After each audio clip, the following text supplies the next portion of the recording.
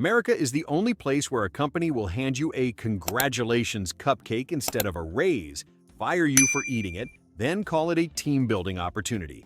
And somehow, that's not even the strangest workplace money stunt you're about to hear. 1. I once heard about a company that handed out performance bonuses in the form of a single shrink-wrapped chocolate bar. Not a box, not gourmet, a single bar. And they gave a little speech with it too. The kind of speech where management pretends they climbed Everest just to bring you this sacred offering of 1.29 sugar. The guy receiving it genuinely thought it was a joke, until he realized everyone else was also holding their own sad individual bar of corporate appreciation. The CEO called it a gesture of gratitude. Sure, and tap water is a luxury spa treatment if you squint hard enough. The best part? The company had record profits that quarter. Millions. But apparently the budget committee decided that the most meaningful way to honor hard work was with the same candy you'd get from a Halloween house that hates children. He didn't quit. He said he stayed just to see how low the next bonus could go. 2. A woman told me that after 5 years at her job, 5 years of covering nights, weekends, holidays, and every urgent project that mysteriously landed on her desk, she asked for a raise. Nothing dramatic, just enough to keep up with rent and the price of existing. HR scheduled a meeting so ceremonious, she thought she was about to be knighted. Instead, they slid a paper across the table like it was a golden contract, revealing her grand reward, a raise of 11 cents per hour. 11. Management acted like they had personally sacrificed their firstborn child to secure this miracle of generosity. She did the math and realized it amounted to less than $1 a day. Meanwhile, her boss drove a car that cost more than her yearly salary. HR had the nerve to call it a competitive adjustment. Competitive with what? Arcade tokens? The kicker. They made her sign a statement acknowledging how grateful she was. She signed it, then updated her resume in the parking lot. 3.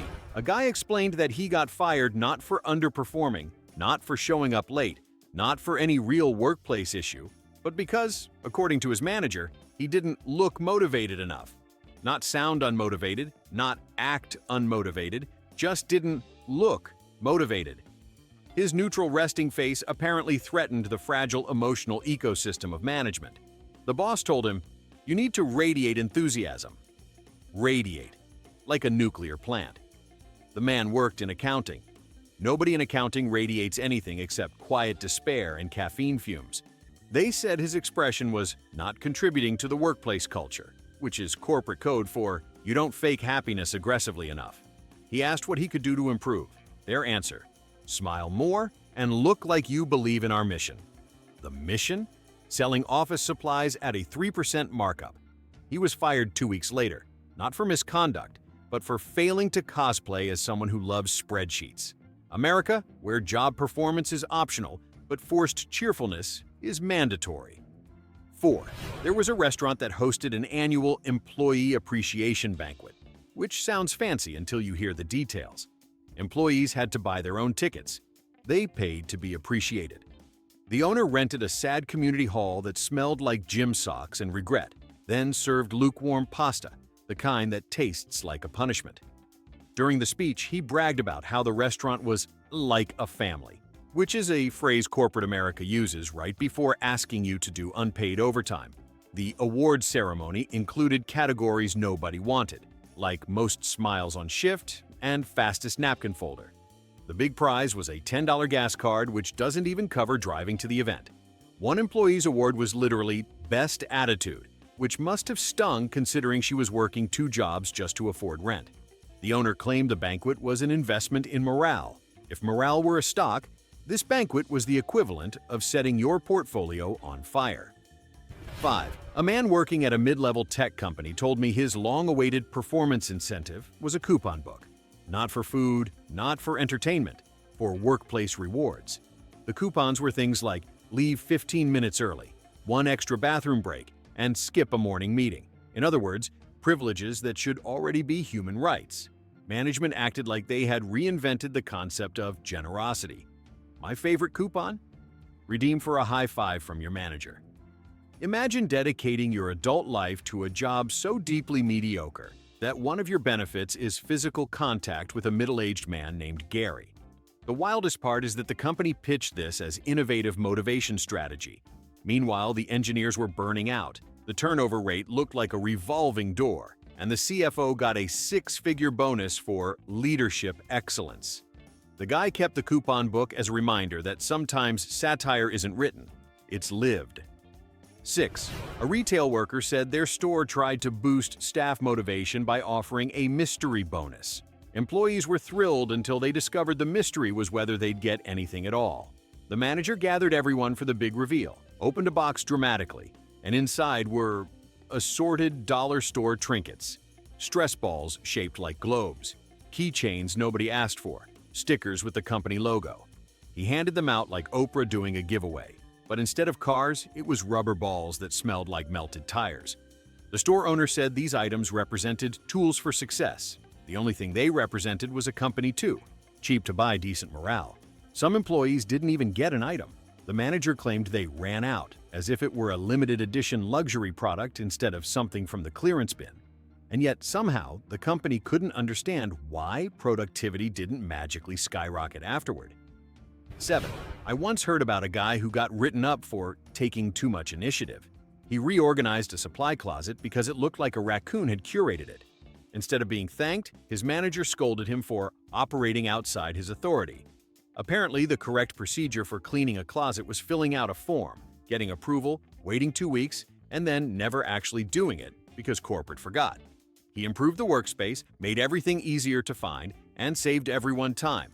All crimes, apparently. The write-up said he undermined the chain of command.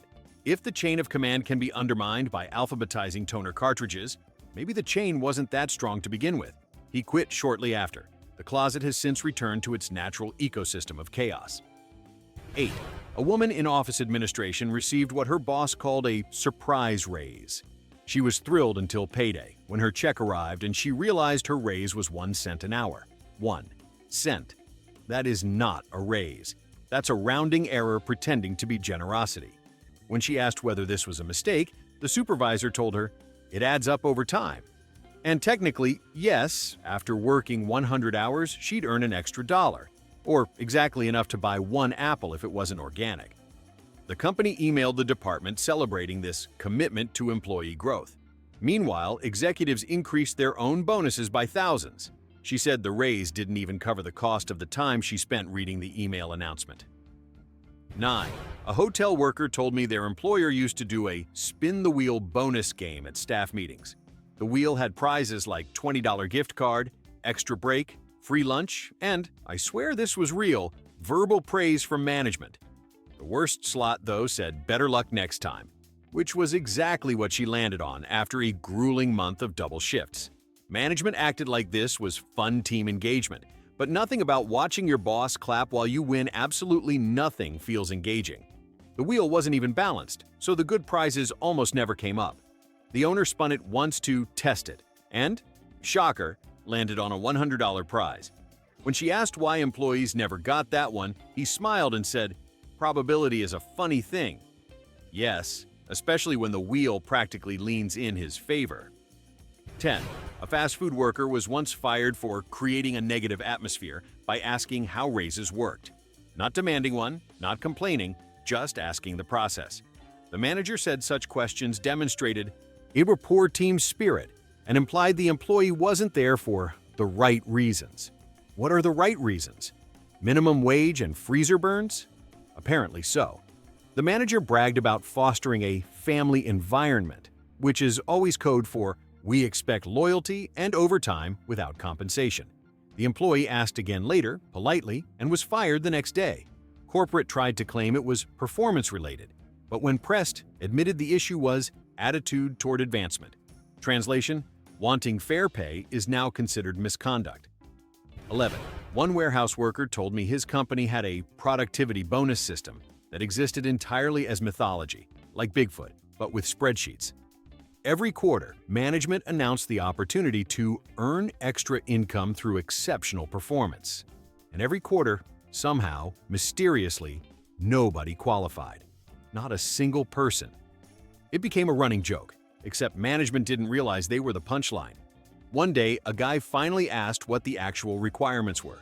The supervisor pulled out a laminated sheet, always a bad sign, with criteria so vague they might as well have been horoscopes. Demonstrate ongoing excellence. Contribute to team energy. Maintain optimal pace. What pace? According to whom? The laminated oracle did not elaborate. When the employee pushed further, the supervisor admitted bonuses were contingent on budget conditions. Translation: the company kept the money unless profits literally overflowed. And because profits never overflow when you're the one doing the work, the bonus became the corporate version of Santa Claus, a comforting story told to keep everyone obedient. 12. I heard about a company that gave milestone bonuses to commemorate the number of years employees had served.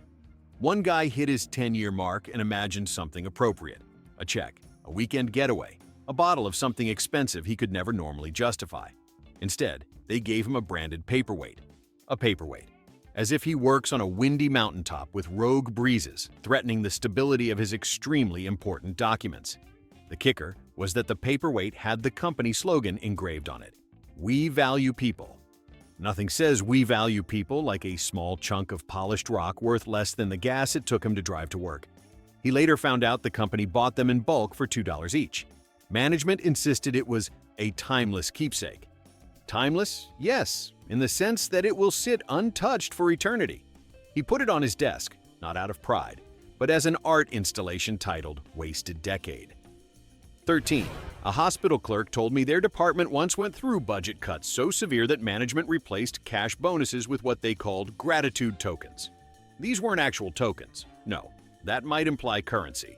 They were tiny slips of paper printed on the cheapest office cardstock known to mankind, each with a phrase like "you make a difference" or "your hard work shines." The twist was that employees were supposed to collect them, like Pokemon cards, but depressing. Management said once you collected 20 gratitude tokens, you could trade them in for a prize. The prize? A branded tote bag, a flimsy one, the kind that collapses under the weight of a sandwich. The wildest part is that the hospital expected people to be motivated by this system. Doctors and nurses with degrees that cost more than most people's mortgages were being rewarded with emotional monopoly money.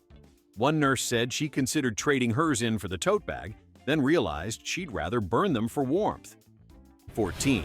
A man at a mid-sized marketing agency said his boss once announced a unique performance opportunity, which is corporate dialect for "we're about to do something humiliating and pretend it's empowering." The opportunity was simple. Whoever worked the most unpaid overtime in a single month would be rewarded with an exclusive company parking spot. Not a raise, not a bonus, not even a voucher. A parking spot. The winner ended up being a junior employee who practically lived in the office just to prove herself. She won the spot, then discovered it was located directly under a tree known for dropping sticky sap on everything beneath it. Her car was covered in a resin that no amount of scrubbing could remove. When she complained, management said she should feel proud to have earned something prestigious. Prestige apparently now means driving a vehicle that looks like it lost a fight with a maple tree. She later realized the parking spot was empty not because it was special, but because nobody wanted it. 15. One guy told me that after years of flawless performance, he finally slipped. He accidentally mislabeled a file, a fixable, minor error, something a 30-second correction would solve. Instead of addressing it rationally, his boss hauled him into a meeting like he'd committed treason. Management used words like betrayal of trust and dereliction of duty, which are usually reserved for military court-martials, not office clerical mistakes. They fired him on the spot. No warning, no discussion, no common sense. The funniest or saddest part came 2 weeks later, when the company realized he was the only one who knew how to operate a specific, ancient piece of software they refused to update because subscriptions are expensive. They tried to call him back, pretending it was a misunderstanding. He declined, obviously. And unsurprisingly, the company spiraled into chaos for months. Nothing captures the American workplace quite like firing people for microscopic mistakes, then panicking when the building starts metaphorically, and sometimes literally, burning down. 16. A manager at a mid-tier corporate office once tried to motivate employees with what he called a prestige pathway program, which sounded fancy until everyone discovered it was just a list of unpaid extra duties disguised as leadership opportunities. The highlight of the program was something he proudly referred to as shadowing sessions, where employees got to spend an hour watching him type emails and complain about his fantasy football league. He insisted it was a privilege to learn from greatness, which was bold for a man whose greatest professional achievement was surviving on microwave burritos and pure delusion. The reward for completing this program? A certificate he printed himself on the cheapest paper available, the kind that curls at the edges if you breathe near it. When one employee asked whether the certificate came with a raise, he said, "Oh no, this is far more valuable than money. This is personal development." If he were any more self-congratulatory, he'd require a second mirror. 17. A retail employee told me their store once introduced a peer appreciation bonus, which sounded wholesome until you learned the rules. Staff were allowed to nominate their coworkers for good deeds, but only the nominations counted, not the deeds themselves. Meaning someone who saved the store from flooding by fixing a broken pipe could lose to someone who once shared a pack of gum with the assistant manager. Predictably, employees began nominating their friends instead of anyone who actually worked hard. The winner ended up being a guy who spent most of his shift in the stockroom pretending to rearrange boxes. His single achievement was complimenting the store manager's haircut, which wasn't even good. His prize was a $15 gift card, to the same store he worked at, of course. Corporate called it a celebration of workplace camaraderie, which is one way to describe a system where favoritism becomes an Olympic sport. 18. A woman in an administrative job said her company had an annual Excellence Gala, which was their dramatic name for gathering everyone in the break room to watch the CEO congratulate himself for 20 minutes. The employees got stale cookies and flat soda, while the executives got catered lunch in a separate room. The CEO gave a speech about unity, teamwork, and vision, all while refusing to make eye contact with anyone earning under six figures. During the awards section, they presented employees with what they called achievement plaques, which were not plaques at all, but laminated sheets with clip art stars. One person won Rising Star, which sounds impressive until you realize it came with no raise, no benefits, just a laminated sheet that warped in the heat of her car. They ended the event by urging everyone to strive for excellence, right before sending them back to desks with chairs older than most interns. 19.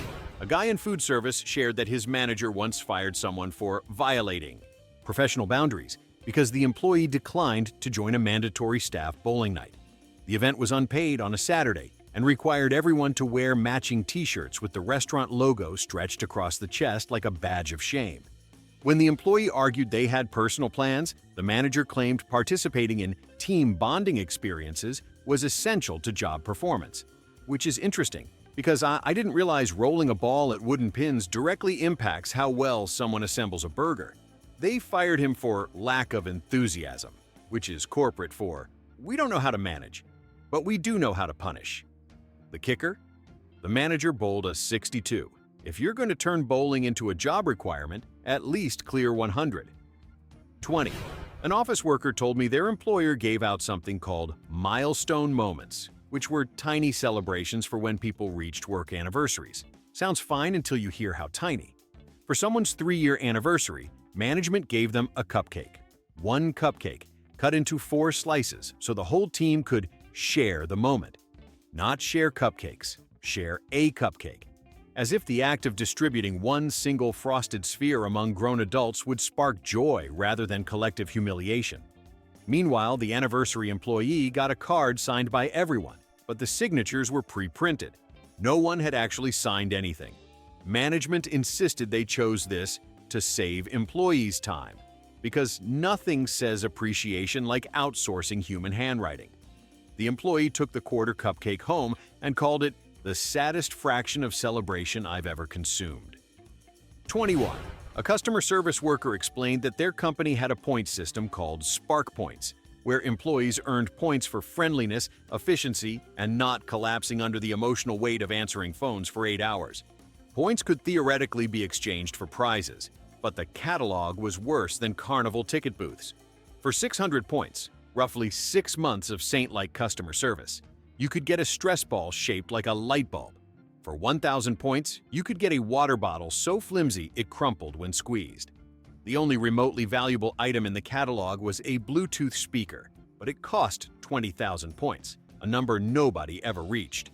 The company said it was incentivizing excellence, but the only thing it incentivized was closing the catalog and laughing until the HR representative glared at you. 22. A restaurant manager tried to motivate employees by creating a wall of champions, a corkboard where they pinned photos of exceptional performers. But the only camera available was an ancient printer scanner hybrid that produced grainy, distorted images that made everyone look like suspects in a true crime documentary. The manager insisted these portraits were a badge of honor, even though the board hung by the bathroom door, directly opposite a hand sanitizer dispenser that hadn't worked since last year. One employee won Server of the Month and was rewarded with a mug that said Best Boss, clearly something the manager bought for himself, but then repurposed. The mug still had the clearance sticker on the bottom. When the employee pointed this out, the manager said, "It's the thought that counts," which is a wonderful sentiment if any thought had actually been involved. 23. A hotel employee said her boss introduced a new accountability enhancement protocol, which basically meant employees were now responsible for writing weekly self-evaluations ranking themselves on categories like positivity, initiative, and brand passion. Rating yourself on brand passion is already dystopian, but it got better. Everyone's evaluations were public. They were printed out and taped to the break room wall so coworkers could learn from each other's strengths. Naturally, nobody wanted to rate themselves low, so everyone exaggerated their performance like they were auditioning for sainthood. One guy gave himself a perfect score in every category, and when asked why, he said, "Because I don't hate myself enough to do anything else." He got written up for lack of integrity, which is hilarious, because integrity would have been telling the truth. And the truth is that nobody has brand passion, not even the brand. 24. An office worker said their boss replaced bonuses with something called professional encouragement medallions. These were not medallions. They were small wooden discs you could buy in bulk on craft websites and laser etch with inspirational slogans like "Keep climbing" or "Be bold." The manager handed them out as if distributing sacred relics from ancient productivity temples. Employees collected them in drawers like cursed coins they couldn't throw away because the manager occasionally checked that people still had theirs. One employee earned 11 medallions in a single quarter, which the manager presented proudly as proof of her excellence. Meanwhile, she was living paycheck to paycheck and rationing groceries.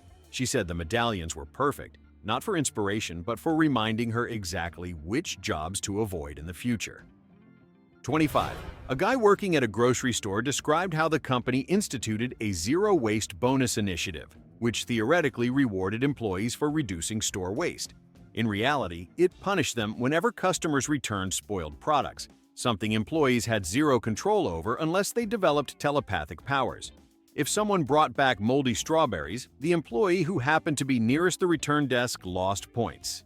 And the bonus at the end? It was a $25 gift card that could only be used at the same grocery store. One employee actually calculated how many returns it would take to lose the bonus entirely, then laughed so hard the supervisor thought he was having an episode.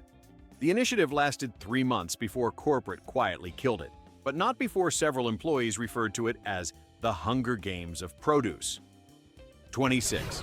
A bank employee explained that their company had a financial wellness day, which sounded promising until everyone realized it wasn't about helping employees manage their finances. It was about the company patting itself on the back for offering classes no one asked for. One class was called Stretch Your Dollar Further, taught by a manager who had inherited property from his parents and hadn't stretched a dollar in his life. Another class called Thriving on a Budget recommended cutting back on luxuries like eating lunch more than twice a week. Employees were encouraged to attend these during unpaid breaks, which is the most American detail of all, teaching financial wellness while actively worsening the financial well-being of your staff. The CEO gave a recorded announcement saying the company invests in people, which is ironic considering none of the classes taught anything as advanced as negotiating salary. 27.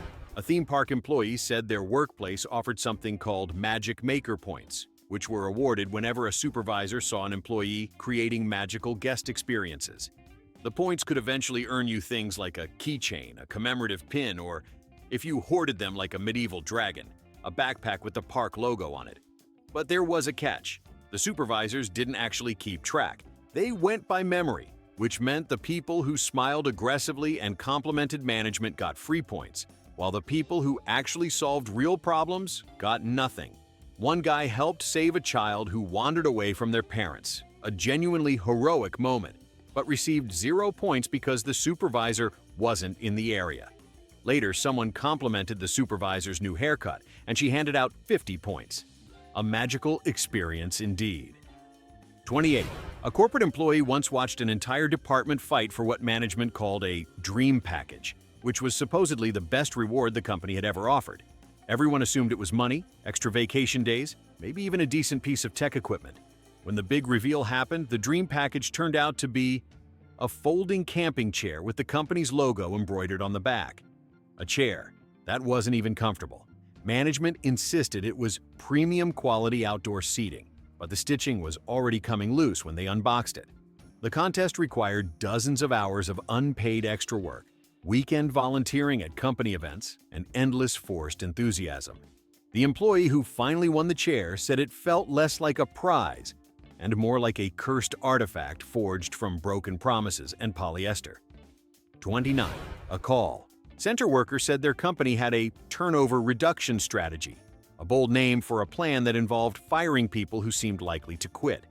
Management believed that employees who weren't fully invested posed a retention risk, so they started monitoring signals of disengagement, like taking too long to answer emails or not participating enthusiastically in birthday celebrations. An employee once got flagged because he didn't clap loudly enough during a team meeting. Another was interrogated about why she didn't decorate her cubicle for seasonal holidays. The most unbelievable case was someone fired for preemptive turnover risk, which is a fancy way of saying, "We think you might quit someday, so we're beating you to it." The irony? The strategy caused the highest turnover the company had ever seen. Nothing makes people want to leave like firing their coworkers for hypothetical crimes against team spirit. That's it. A full parade of corporate nonsense, and somehow the bar keeps sinking. Drop your own workplace disasters below, vote for the dumbest one, and stick around. It only gets worse from here.